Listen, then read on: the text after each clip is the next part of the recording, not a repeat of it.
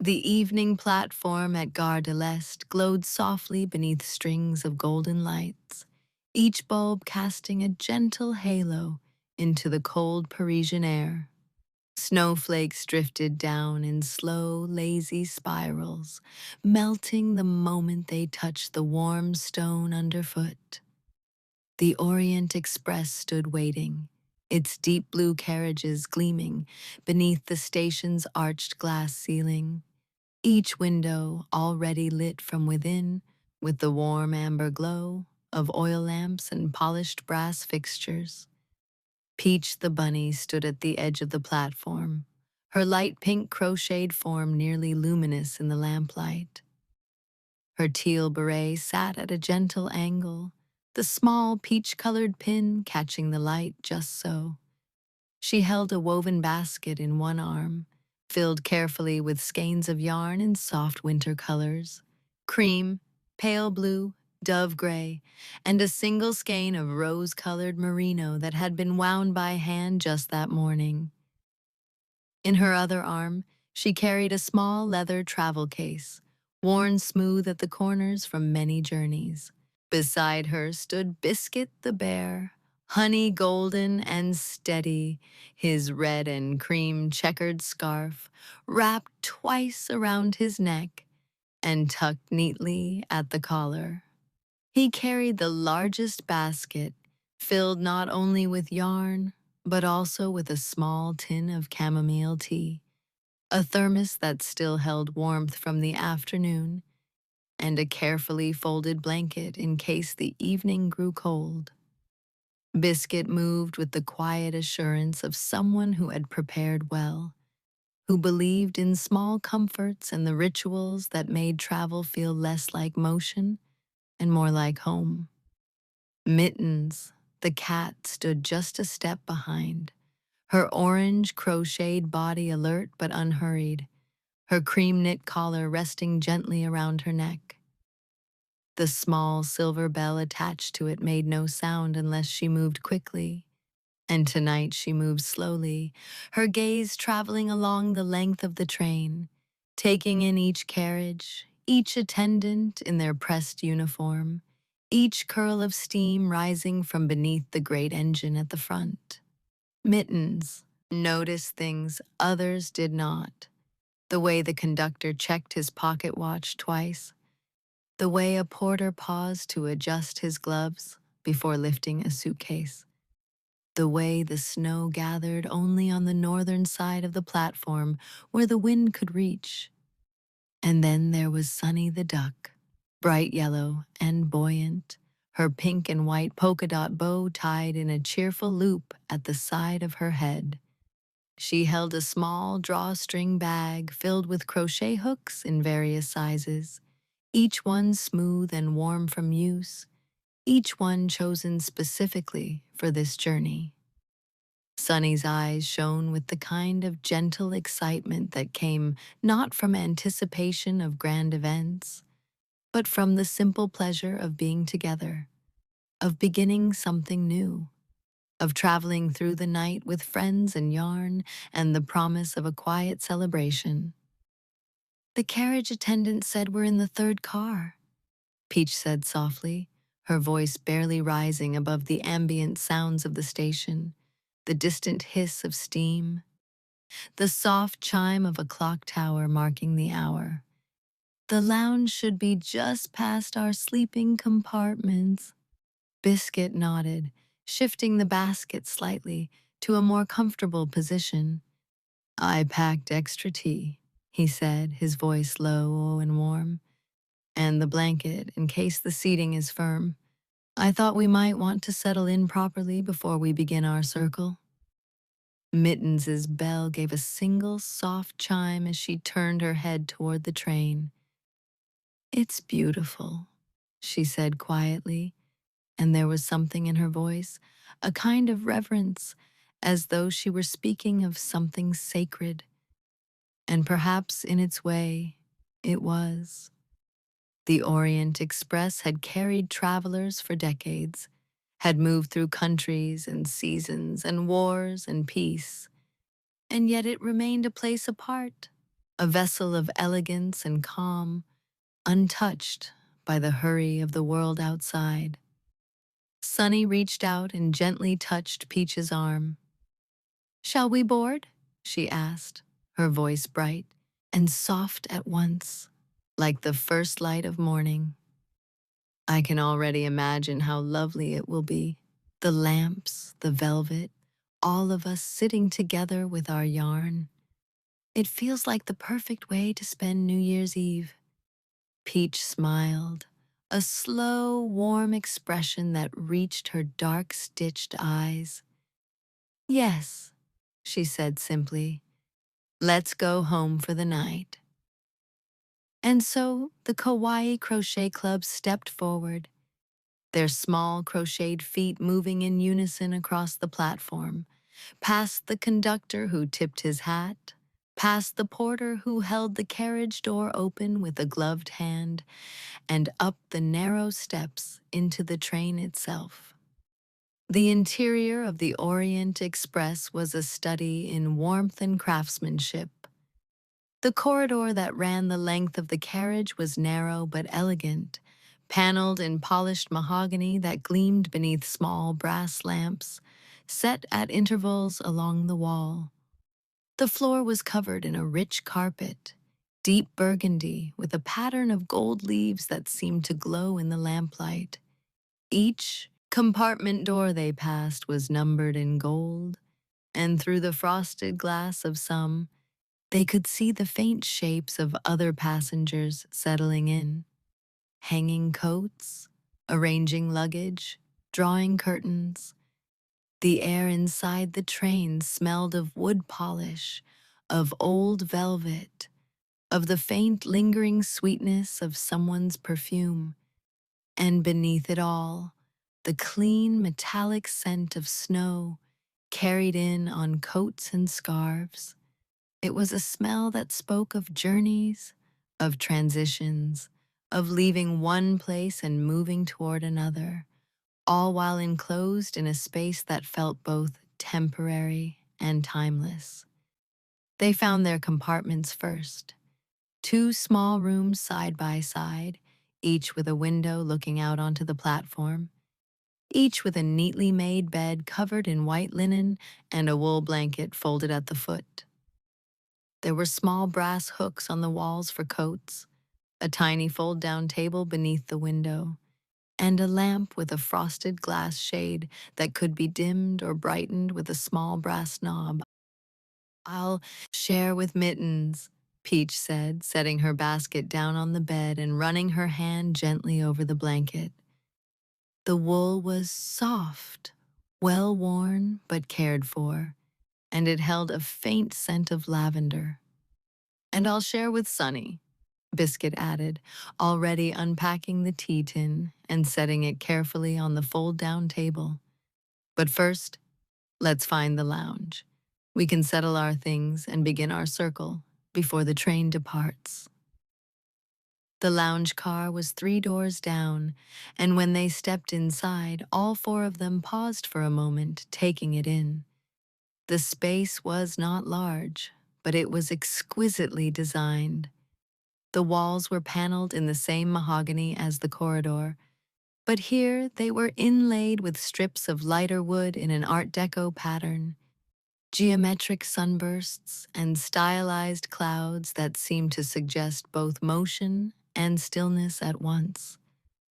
The ceiling was coffered, each panel holding a small frosted lamp that cast a soft, even glow across the room. There were 6 armchairs arranged in 2, groups of 3, each upholstered in deep blue velvet that looked almost black in the low light, and between them, small round tables with surfaces of inlaid marble.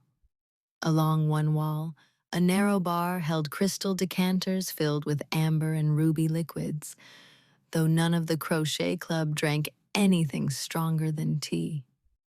Along the opposite wall, tall windows looked out onto the platform, and beyond that, the city of Paris glowing softly in the winter night.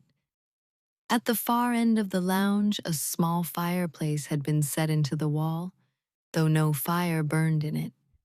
Instead, a cluster of candles in glass holders had been arranged on the hearth, their flames swaying gently in the warm air that rose from the train's heating vents.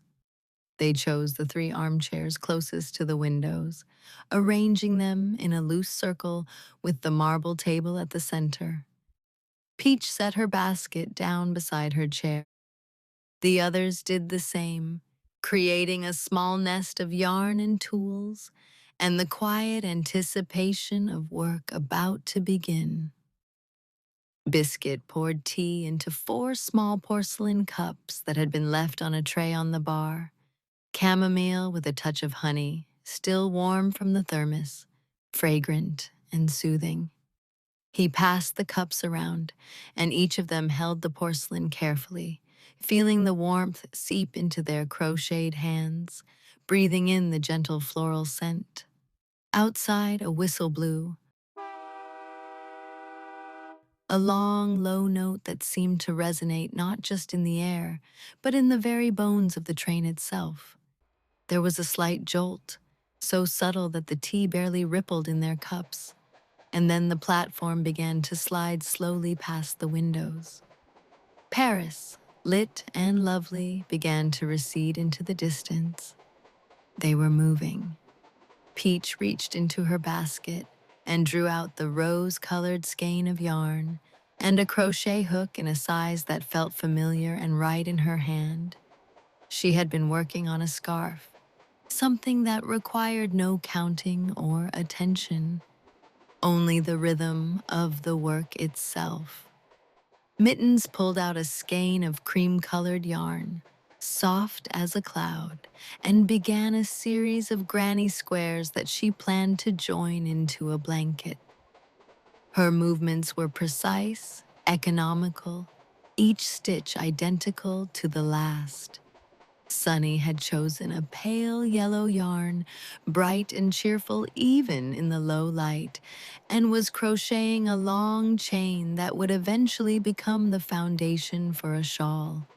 She hummed softly as she worked, a tuneless melody that rose and fell like breathing. Biscuit, ever practical, was working on a pair of fingerless gloves in a deep gray wool. He had nearly finished the first glove and was beginning the ribbing at the wrist, working in careful rounds, his hook moving steadily, almost hypnotically.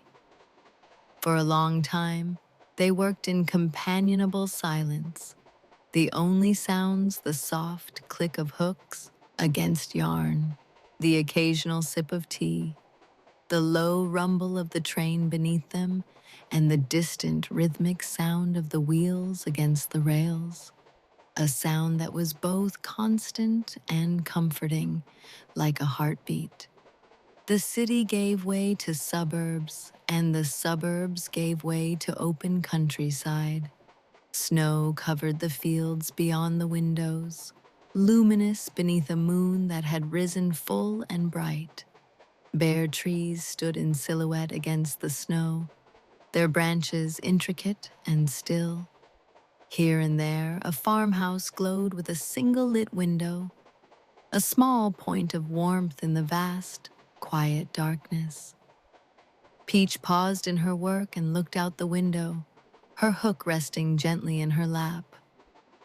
"It's so beautiful," she said softly, "the way the world looks when it's resting, like it's waiting for something." "For the new year," Sunny said, glancing up from her chain. "For the chance to begin again." Biscuit nodded slowly, his gaze still on his work. "Every year, the same night," he said, his voice thoughtful. "And yet it always feels different, like there's something tender about it, something worth marking." Mittens said nothing, but her bell chimed softly as she shifted in her chair, and her eyes remained on the window, watching the snow and the moonlight and the quiet, sleeping land. They worked for perhaps an hour more, the train carrying them steadily eastward, the rhythm of the rails a kind of lullaby. Biscuit refilled their teacups. Sunny hummed. Peach counted rows in her head, not because she needed to, but because the counting itself was soothing, a way of organizing time and motion into something manageable and small. And then Biscuit paused. He set down his hook and reached into his basket, moving aside a skein of deep gray, then a skein of charcoal, then a half-finished glove. He frowned, not with worry, but with the quiet puzzlement of someone who has misplaced something familiar. "That's strange," he said softly. Peach looked up. "What is it?" Biscuit sat back, in his chair, his basket resting on his lap. "I had a skein of burgundy yarn," he said slowly. "A deep red, almost wine-colored. I was going to use it for the cuffs of these gloves to add a bit of contrast, but it's not here." Mittens set down her work and leaned forward slightly, her bell chiming once. "Are you certain you packed it?" Biscuit nodded. "I'm sure of it. I wound it myself yesterday afternoon, and I set it right on top of the basket this morning so I wouldn't forget. I remember seeing it when we boarded." Sunny tilted her head, her polka dot bow catching the light. "Could it have fallen out? Perhaps on the platform? Or in the corridor?" "Perhaps," Biscuit said, though his voice held a note of doubt. "But I was careful, and the basket has been beside me the whole time." Peach set her own work down gently, folding her hands over the rose-colored yarn. "Well," she said softly, her tone calm and unhurried, "it's only yarn, and if it's somewhere on the train, perhaps someone found it.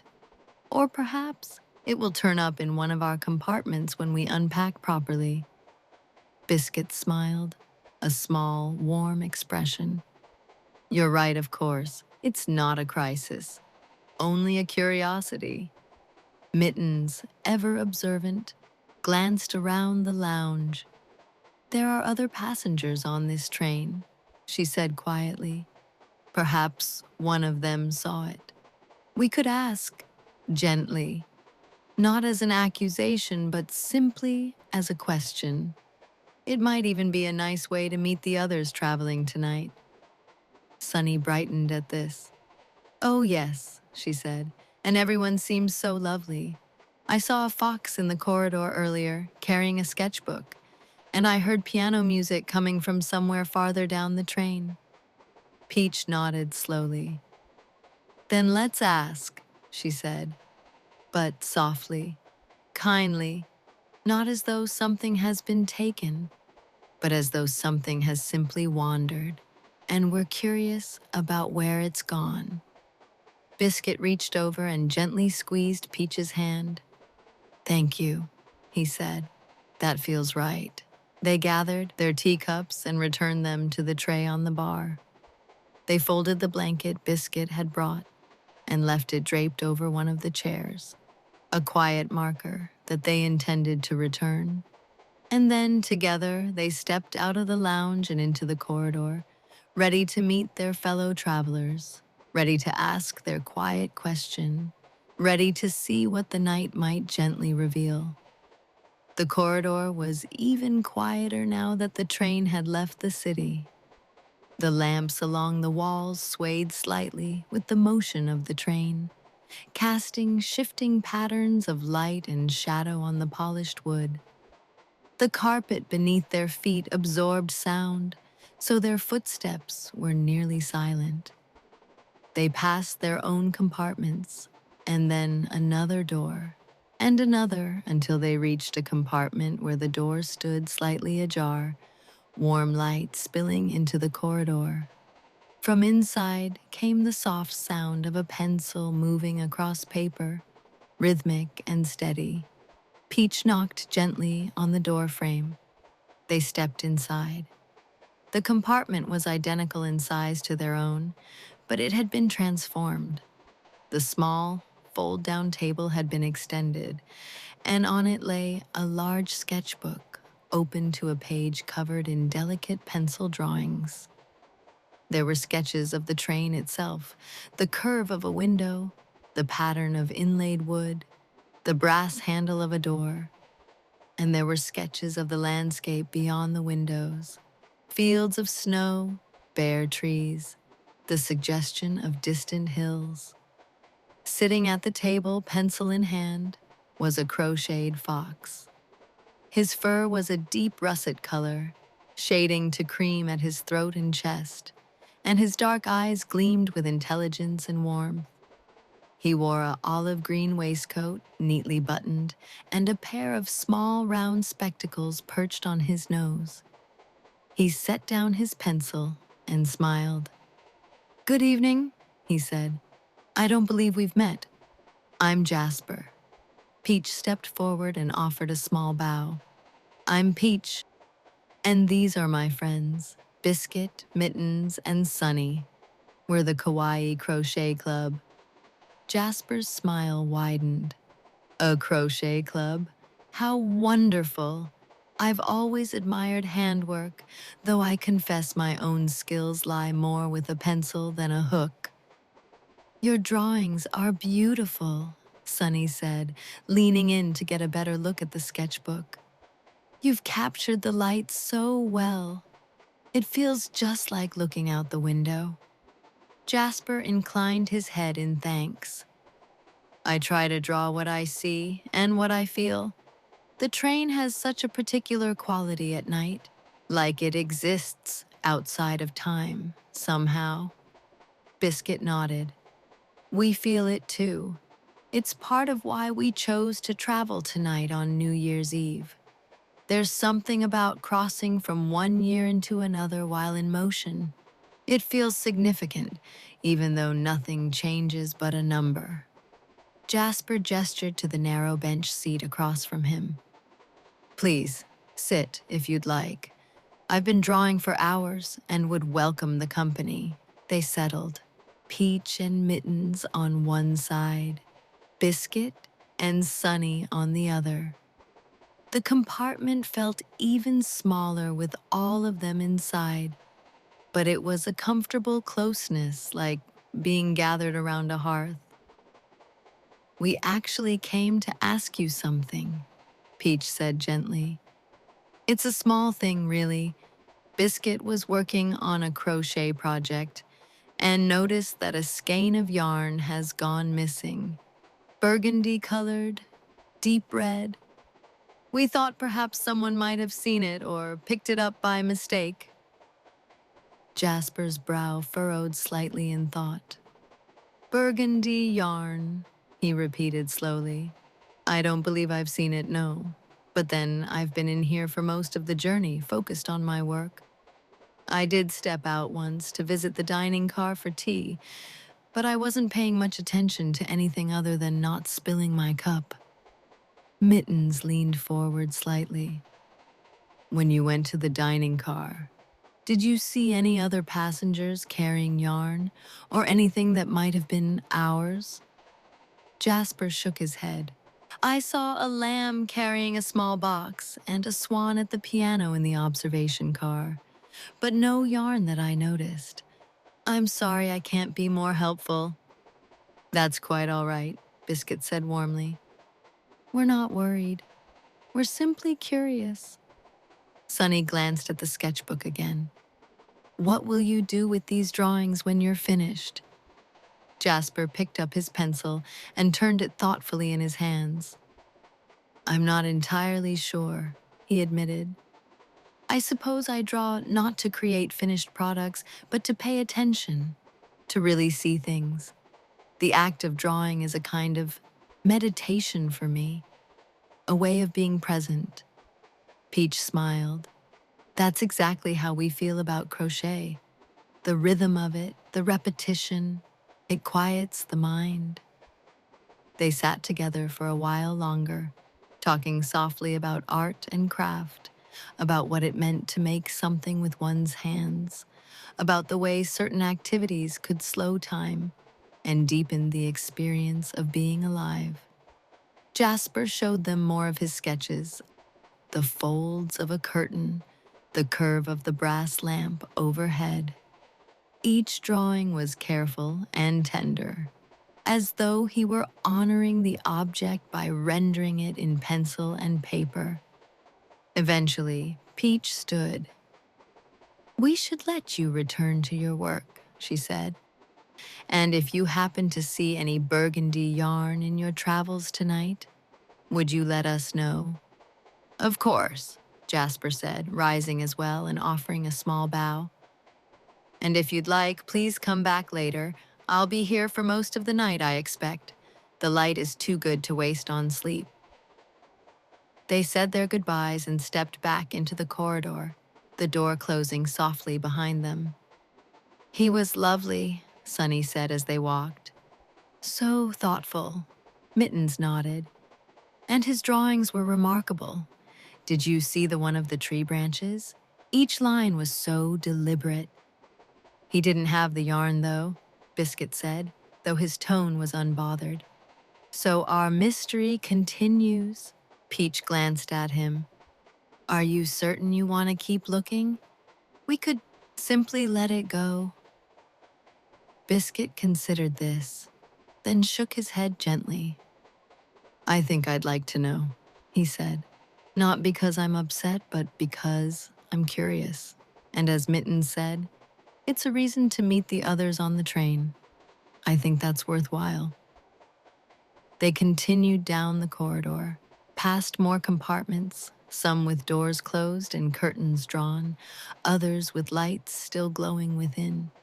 They passed a crocheted badger reading a book, a pair of rabbits playing cards, a hedgehog winding a pocket watch with great concentration. At the end of the carriage, they found a door that led to the next car, and beyond that, the observation car. This was a larger space, with windows that curved up and over the ceiling, offering a view not just of the landscape, but of the sky itself. The moon hung huge and bright, surrounded by a scattering of stars that seemed to pulse with cold, distant light. At the center of the observation car stood a grand piano, its black surface polished to a mirror shine. Seated at the piano was a crocheted swan, her feathers white and impossibly elegant, her long neck curved gracefully as she played. The music that rose from the keys was slow and melodic, something that sounded like a lullaby or a hymn, each note sustained and allowed to fade before the next began. There were a few other passengers in the observation car, a crocheted deer reclining in one of the velvet chairs, eyes half closed, a pair of mice sitting together on a bench beneath one of the windows, holding hands. All of them were still, listening, wrapped in the spell of the music. The crochet club stood just inside the doorway, not wanting to interrupt. Peach closed her eyes and let the music wash over her, each note a small, perfect thing, like a drop of water falling into a still pool. When the swan finished the piece, she lifted her hands from the keys and let the final chord fade into silence. Then she turned and saw them standing there. "Good evening," she said, her voice soft and melodious. "I'm Celeste. Did you come to listen or to request a song?" Peach stepped forward. "We came to listen," she said, "and to ask a question, if you don't mind." Celeste inclined her head gracefully. "Please." Peach explained about the missing yarn, keeping her tone light and curious rather than concerned. Celeste listened with her full attention, her dark eyes focused on Peach's face. When Peach finished, Celeste was quiet for a moment, thinking. "Burgundy yarn," she said finally. "I don't believe I've seen it, but I've been here at the piano for much of the evening. Music is my way of marking the passage of time, especially on a night like tonight. What you played was beautiful, Sunny said. Does it have a title? Celeste smiled, a small private expression. It's something I wrote many years ago, she said. I call it The Year's Last Breath. It's meant to sound like the moment just before midnight when the old year is ending and the new one hasn't quite begun. A kind of suspension. Mitten's bell chimed softly as she tilted her head. It felt exactly like that, like standing on a threshold. Biscuit glanced around the observation car. Have you seen many other passengers tonight? Anyone carrying yarn or working on a project? Celeste considered. I saw a hedgehog earlier carrying a small case, and a lamb, I think, who passed through on the way to the dining car. But I couldn't say what they were carrying. I'm afraid I don't pay as much attention to such details as I should. That's quite all right, Peach assured her. We're grateful for your time. Celeste turned back to the piano and rested her hands lightly on the keys. If I see anything, I'll let you know.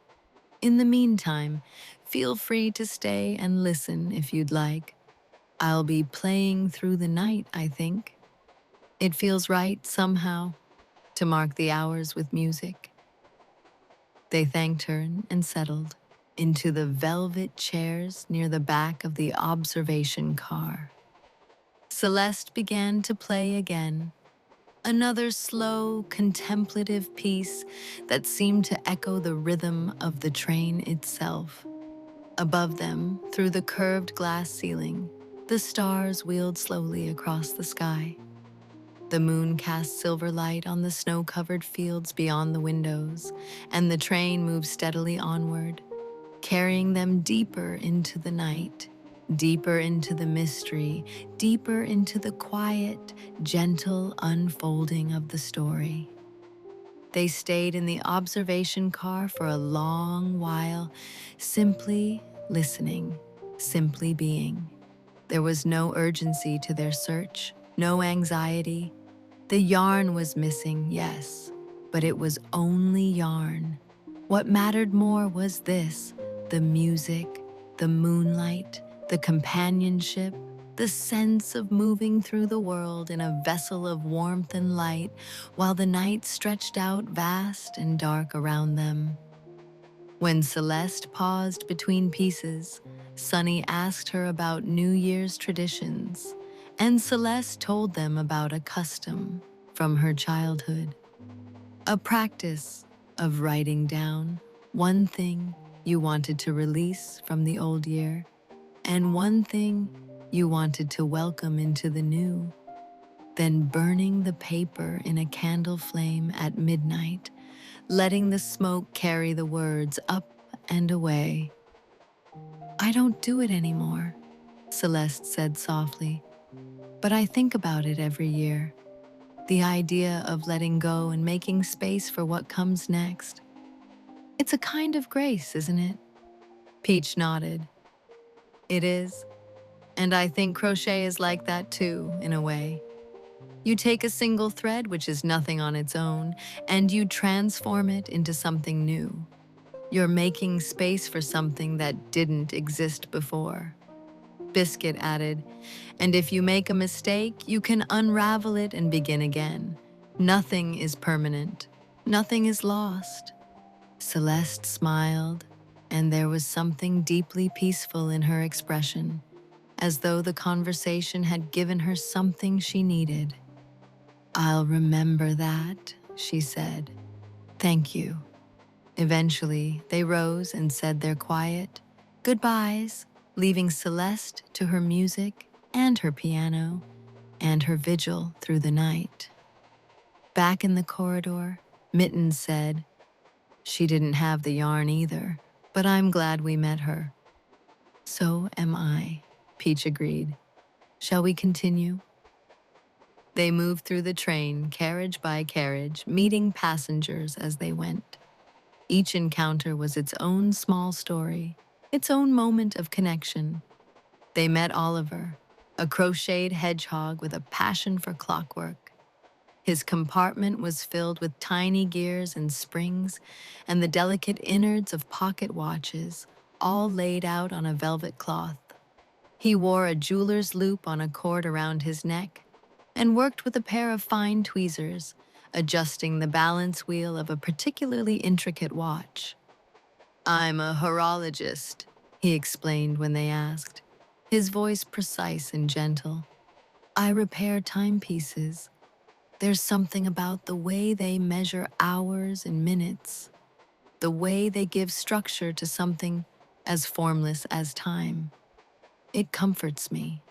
Peach asked about the yarn, and Oliver set down his tweezers and thought carefully before answering. "I don't believe I've seen it," he said, "but then I've been focused entirely on this watch. It belonged to my grandfather, and I'm trying to restore it before midnight. A way of honoring him as the year turns." Biscuit leaned in to look at the watch. Its face was ivory, the numbers painted in black, the hands delicate as insect wings. "It's beautiful," he said. "Thank you," Oliver replied. "I hope to have it running again before the new year arrives. It stopped years ago, at exactly midnight on a New Year's Eve. I've always wanted to set it right." They talked for a while about time, about the ways people marked its passage, about the difference between the time measured by clocks and the time experienced in moments of deep attention or joy or rest. Oliver spoke about how he lost himself in his work, how hours could pass without him noticing, and Sunny told him that was exactly how she felt when she was crocheting. "Perhaps that's the real magic," Oliver said thoughtfully, "not stopping time, but stepping outside of it for a little while." When they left Oliver's compartment, Mittens said quietly, "Everyone we've met has been so kind, even though none of them had the yarn." "I think that's the point," Peach said. "The yarn brought us to them. It gave us a reason to knock on doors, to ask questions, to listen. Even if we never find it, we've found something else." Biscuit nodded. Connection, stories, the chance to see how other people move through the world.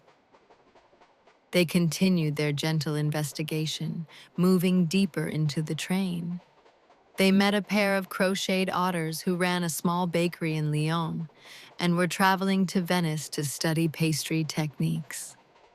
They met a crocheted stag who wrote poetry and carried a leather journal filled with verses about seasons and silence. They met a crocheted rabbit who collected pressed flowers and kept them in a wooden box lined with tissue paper, each bloom labeled with the date and place it had been found. The rabbit's name was Clover, and she sat in her compartment with the box open on her lap, carefully turning the pages of tissue paper to show them her collection. There were wildflowers from summer meadows, roses from formal gardens, tiny alpine blooms that had grown in rocky soil at high elevations. Each flower was perfectly preserved, its color faded but still visible, its form flattened but intact. "I started collecting them when I was very young," Clover said, her voice soft and slightly wistful. "I loved the idea that something so delicate could last, if you cared for it properly. That beauty didn't have to be temporary." Sunny reached out and gently touched the edge of the tissue paper. "They're like memories," she said, "each one marking a moment." Clover nodded. "Exactly. And when I look at them, I can remember exactly where I was, what the day was like, how I felt. It's a way of holding on to things." Peach asked about the yarn, and Clover looked up, her eyes thoughtful. Burgundy, you said? Yes, Biscuit confirmed. Deep red, almost wine-colored. Clover closed the box gently and set it aside. I did see something, she said slowly. Earlier this evening when I was walking to the dining car, there was someone, another passenger, carrying yarn, but I'm not certain of the color. It might have been burgundy, or it might have been something else. The light in the corridor can be deceptive. Mittens leaned forward, her bell chiming softly. Do you remember who it was? Clover hesitated.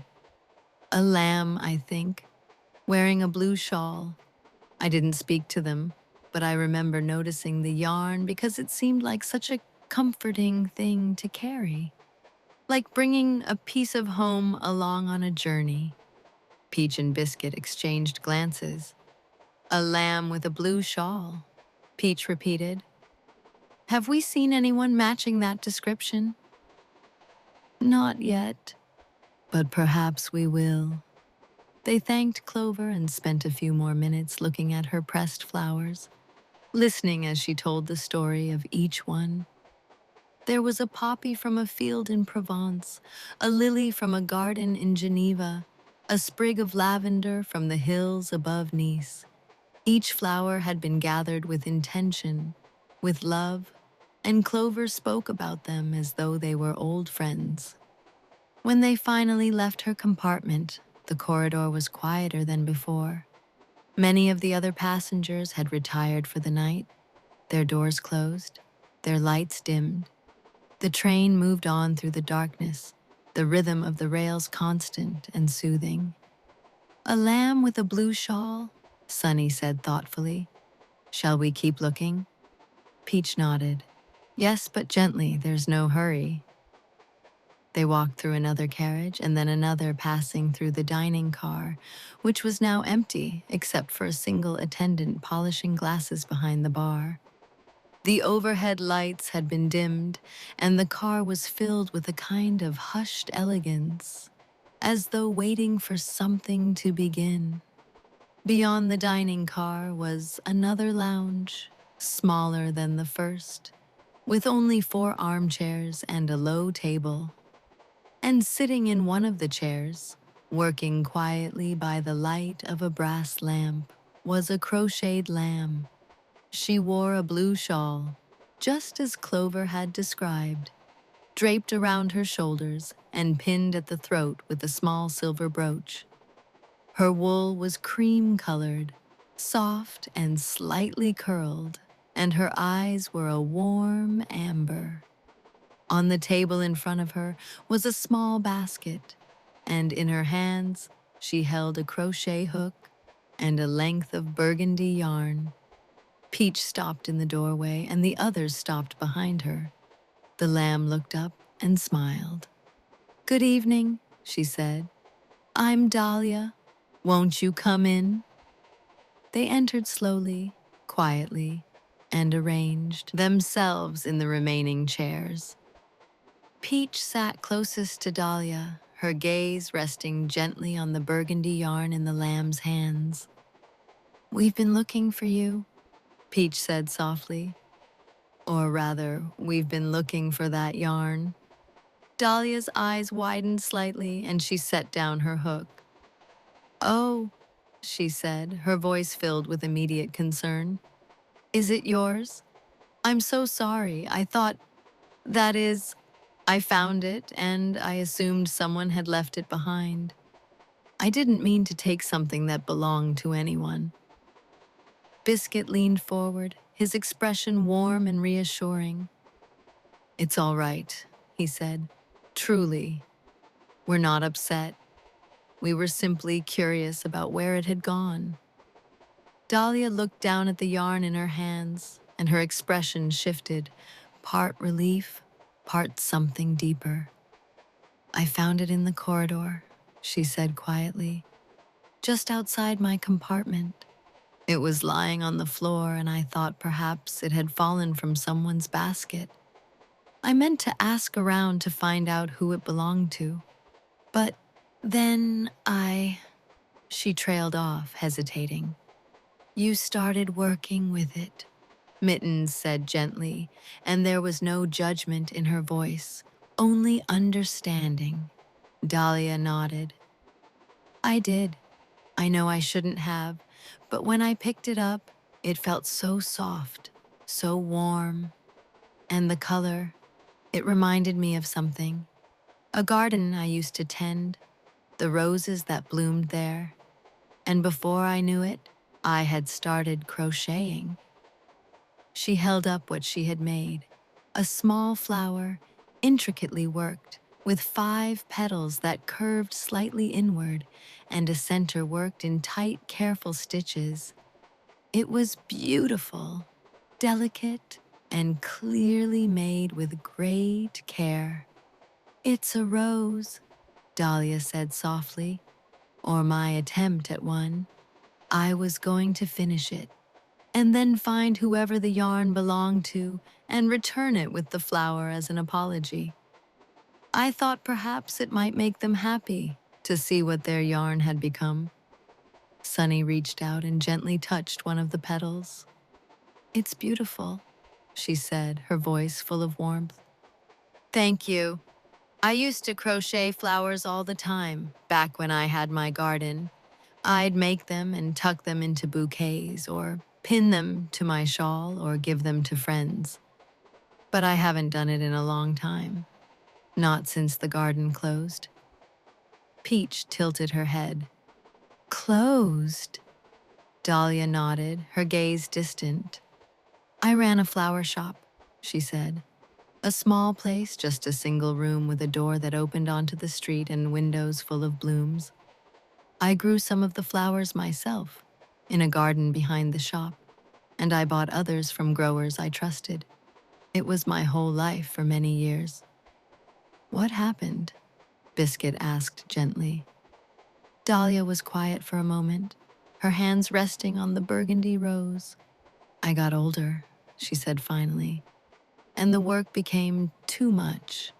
The early mornings, the constant care the flowers needed, the travel to markets to buy stock. And the neighborhood changed. Fewer people bought flowers. They weren't interested anymore, or they couldn't afford them, or they simply forgot that flowers were something worth having. She looked up at them, and there was a deep sadness in her eyes, but also something else.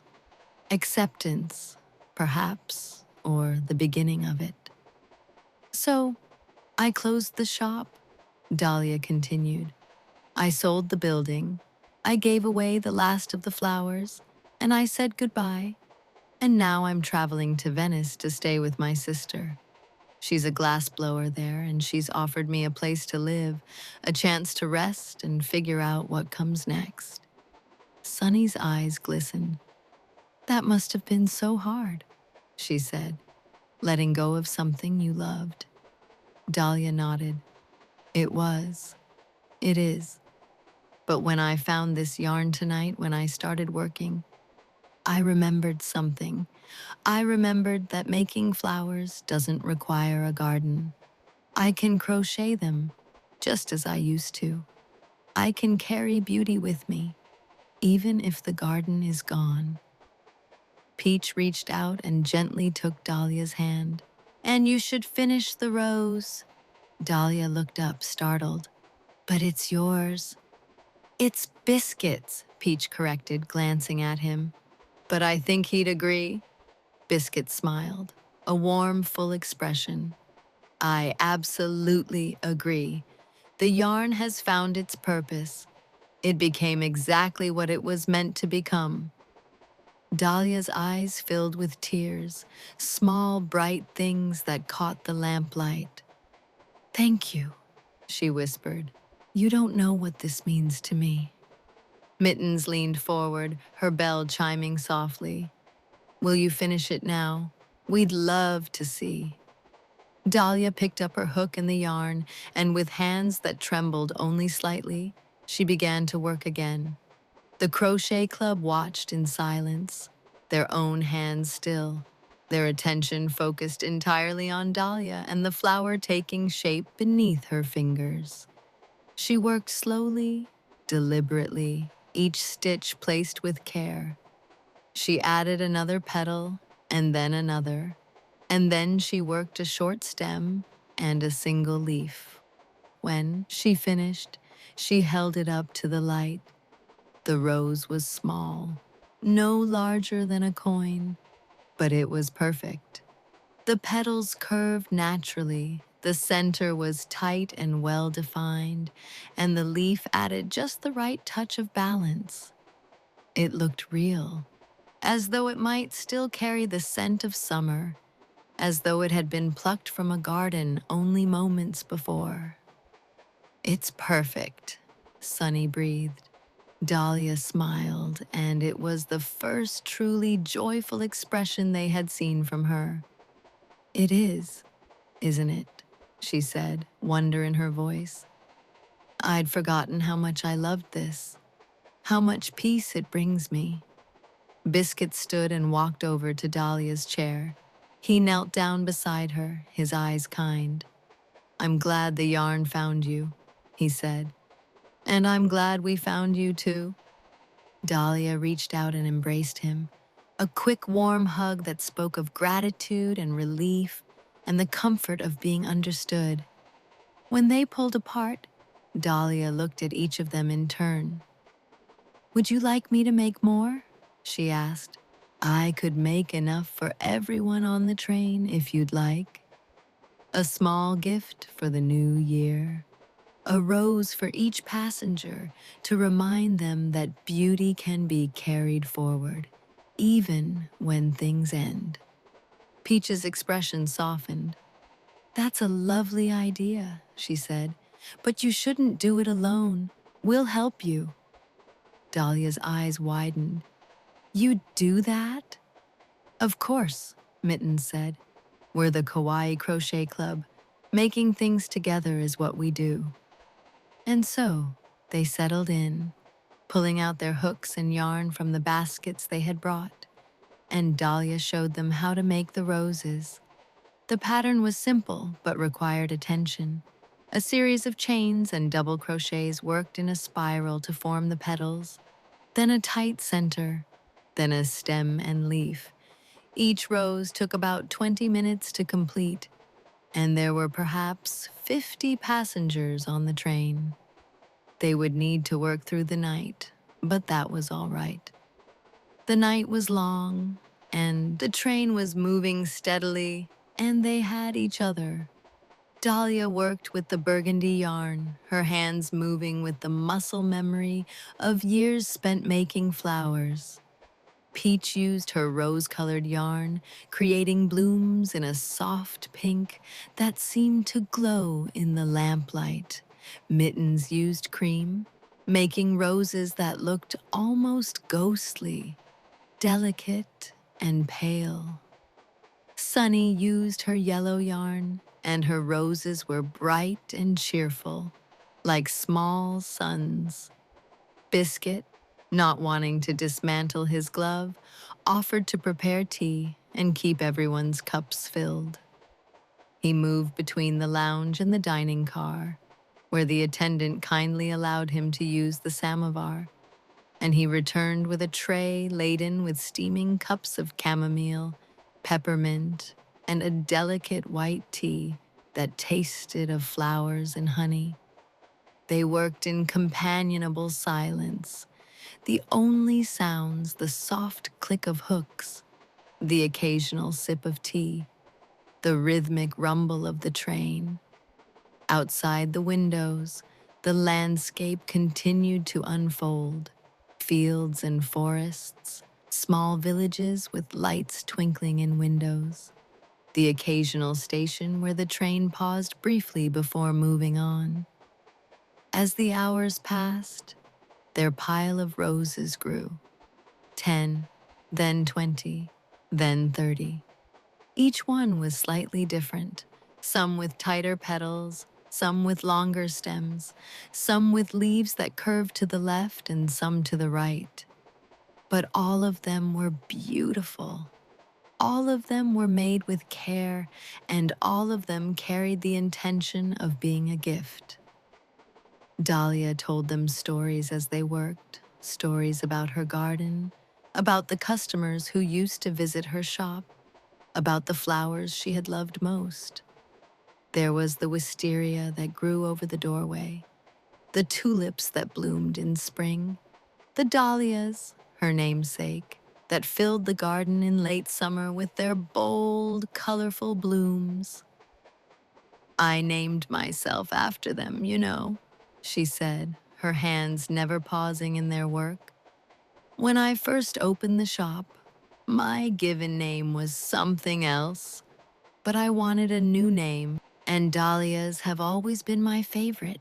They're resilient, they bloom even in poor soil, even in difficult conditions, and they come in every color imaginable. Peach smiled. It's a good name. It suits you. As midnight approached, they finished the last of the roses. 52 in total, one for each passenger and a few extra, just in case. They arranged them carefully in Dahlia's basket, creating a bouquet of crocheted blooms in burgundy, pink, cream, and yellow. We should deliver them, Sunny said, her eyes bright with excitement. Before the new year arrives, we could go door to door and give them out as gifts. Mittens nodded. And invite everyone to the dining car for a celebration. Nothing loud or extravagant, just a quiet gathering to mark the moment. Biscuit checked the clock on the wall. We have an hour, he said. That should be enough time. And so they set out, moving through the train once more, knocking gently on doors, and offering them a rose. Jasper the fox received his with a look of deep appreciation, and he immediately tucked it into the buttonhole of his waistcoat. It's perfect, he said. Thank you. Celeste the swan accepted hers and held it up to the light, turning it gently. It's like a note of music made solid, she said. A beautiful thing. Oliver the hedgehog set down his tools and took his rose with both hands, his expression reverent. I'll keep it on my workbench, he said. A reminder that time isn't only about clocks and gears. It's about moments like this, too. Clover the rabbit pressed her rose between her hands and closed her eyes. I'll add it to my collection, she said softly. A flower that will never fade. To each passenger, they extended an invitation. We're gathering in the dining car at midnight to welcome the new year. It will be quiet and gentle, just a moment to mark the turning. We'd love for you to join us. One by one, the passengers accepted. They put on their finest clothes, evening gowns and tuxedos that had been packed carefully for just this occasion. Fabrics in deep jewel tones, in soft pastels, in elegant blacks and whites, silk and velvet and fine wool. Each passenger pinned their crocheted rose to their lapel, or bodice or shawl, and the blooms looked like small flames against the fabric, warm and alive. By the time Peach, Biscuit, Mittens, Sunny, and Dahlia returned to the dining car, it had been transformed. The attendant had lit candles on every table, and the roses in the vases glowed white in the flickering light. The overhead lamps had been dimmed to almost nothing, creating a space that felt both intimate and expansive, both sheltered and open.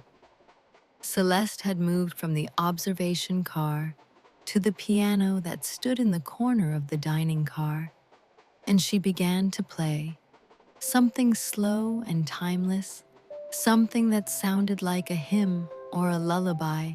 The passengers filed in, moving quietly, taking seats at the tables or standing near the windows. They spoke in low voices, if they spoke at all. and the atmosphere was one of deep, shared reverence. Dahlia stood with the crochet club near the center of the room, her blue shawl wrapped around her shoulders, her rose pinned over her heart. She looked around at the gathering, at the passengers in their finery, at the candles and the roses and the quiet elegance of the scene, and tears welled in her eyes once more.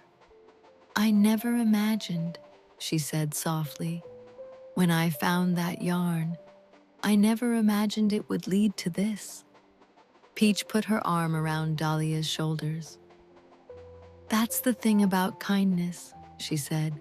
"It grows. It multiplies. One small act becomes many." Biscuit checked his pocket watch, a small brass piece that he carried everywhere. 5 minutes to midnight, he said. The passengers settled into a hush. Celeste's music continued, but even it seemed to soften, to draw inward, as though the notes themselves were holding their breath. Outside the windows, the landscape had changed. They were passing through mountains now, the peaks rising stark and black against the star-filled sky. Snow clung to the slopes, luminous in the moonlight, and here and there, a chalet glowed with warm yellow light. The train began to slow, not stopping, but easing into a gentler pace, as though even the engine wanted to mark this moment with care. 4 minutes. 3. The pianist let the current piece fade into silence, and in the quiet that followed, the sound of the train became audible. The low rumble of the wheels, the creak of wood and metal, the whisper of wind against glass. 2 minutes. Dahlia reached into her basket and pulled out the very last rose, the one she had made first, the one created from Biscuit's burgundy yarn. She held it in her hands, looking down at it as though it were something precious, something sacred. 1 minute. Celeste placed her hands on the piano keys and began to play a single, sustained chord, low and resonant, a sound that filled the dining car and seemed to vibrate in the very bones of the train. 30 seconds. The passengers stood, some holding hands, some with hands pressed over their hearts, some with eyes closed. 10 seconds. The crochet club stood together, Peach and Biscuit and Mittens and Sunny and Dahlia, their small crocheted forms surrounded by the gathered passengers, by the candlelight, by the music, by the mountains and the moon, and the turning of the year. 5, 4, 3, 2, 1, midnight. The chord from the piano swelled, and then Celeste lifted her hands and let it fade into silence. And in that silence, the train gave a single long whistle, a sound that echoed off the mountains and rolled out across the snow and disappeared into the vastness of the night. The passengers embraced. They whispered greetings. They smiled, and the train moved on, carrying them all into the new year, into the unknown, into the promise of beginnings.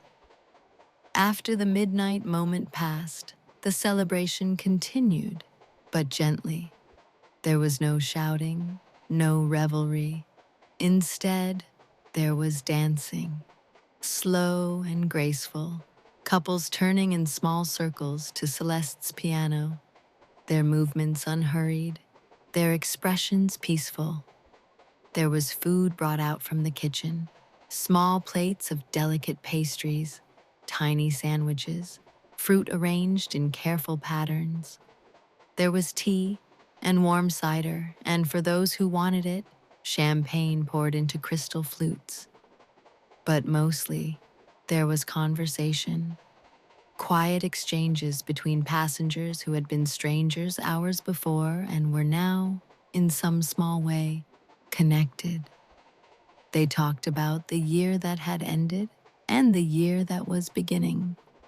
They talked about hopes and memories, traveling through the night in a vessel of warmth and light. Dahlia stood by one of the windows, looking out at the mountains, her rose still held in her hands. Peach joined her, standing close but not speaking, simply offering her presence. After a long moment, Dahlia said, "I think I understand now." "Understand what?" Peach asked, gently. "Why I needed to lose the garden," Dahlia said, "so I could find something else. So I could remember that what I loved wasn't the place, but the act of creating beauty.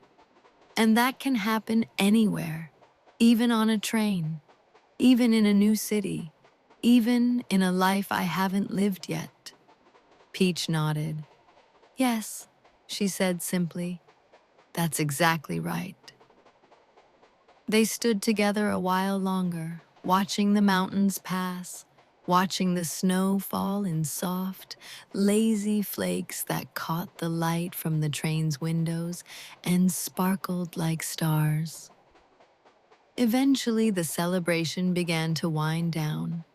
Passengers said their goodnights. The attendant extinguished the candles on the tables, leaving only a few burning near the piano, where Celeste still sat, playing quietly to herself. The Crochet Club and Dahlia were among the last to leave.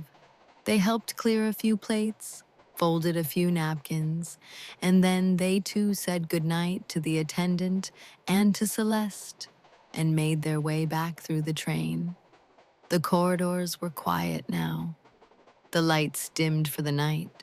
Most of the compartment doors were closed, and behind them, they could hear the soft sounds of passengers preparing for sleep. Water running, the rustle of fabric, the creak of bed frames.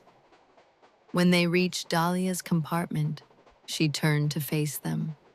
"Thank you," she said, her voice thick with emotion, "for finding me, for letting me keep the yarn, for helping me make the roses, for reminding me of who I am." Sunny stepped forward and hugged her tightly. "Thank you for sharing your story and for teaching us your pattern. I'll make roses whenever I need to remember tonight." Dahlia hugged each of them in turn, and then she stepped into her compartment and closed the door softly behind her. The Crochet Club continued on to their own compartments. Peach and Mittens entered theirs and found it just as they had left it. The bed turned down, the blanket folded, the lamp glowing softly. Outside the window, the mountains were giving way to foothills, and beyond that, they could see the first hints of dawn beginning to pale the eastern sky. Mittens removed her cream knit collar and set it gently on the small table beside the bed. Her silver bell made one last soft chime as she did so.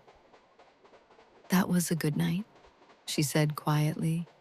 Peach nodded, removing her teal beret and setting it beside Mittens' collar. "It was. I'm glad we looked for the yarn. I'm glad we found Dahlia." They climbed into the bed, pulling the wool blanket up over themselves.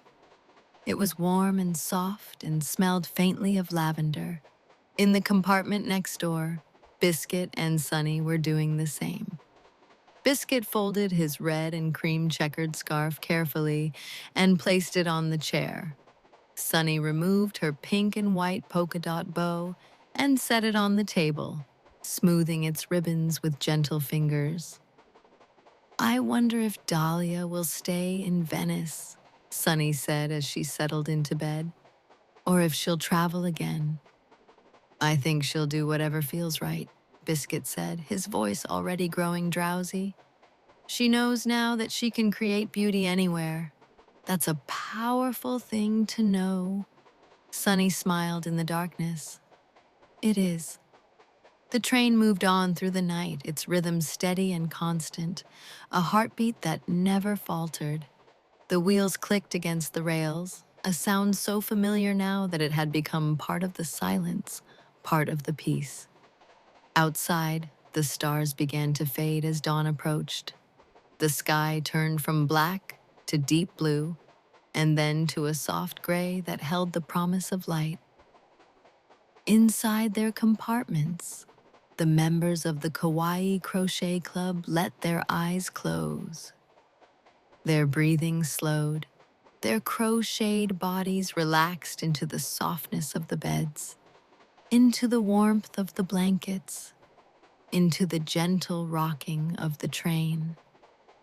Peach's last thought before sleep claimed her was of the roses, dozens of them, pinned to lapels and bodices all throughout the train, small symbols of hope and renewal and the willingness to begin again. Mitten's last thought was of Dahlia's face when she held up the finished rose, the joy and wonder that had transformed her. Biscuit's last thought was of the yarn itself, burgundy and soft, and how it had traveled from his basket to Dahlia's hands, to the hearts of everyone on the train. Sunny's last thought was of the new year, freshly born, full of possibility and light. And then they slept, deeply and peacefully, while the Orient Express carried them onward through the mountains, through the gentle turning of the world. The train continued through the early morning hours, passing from France into Switzerland, and then into Italy. The landscape changed slowly. Mountains gave way to hills. Hills gave way to valleys. Valleys opened onto plains.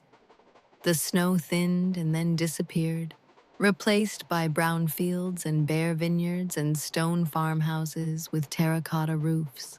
The sun rose fully, spilling golden light across the land, warming the train's windows, filtering through the curtains in the compartments where the passengers slept. But the Crochet Club did not stir. They slept on, wrapped in warmth and stillness, dreaming small, gentle dreams of yarn and roses and the kindness of strangers who became friends in the span of a single night. The train slowed as it approached the outskirts of Venice, but even that did not wake them. They slept through the train's arrival at the station, through the gentle announcement that echoed through the corridors, through the sounds of other passengers gathering their luggage and disembarking. They would wake eventually, of course. They would gather their baskets and their belongings.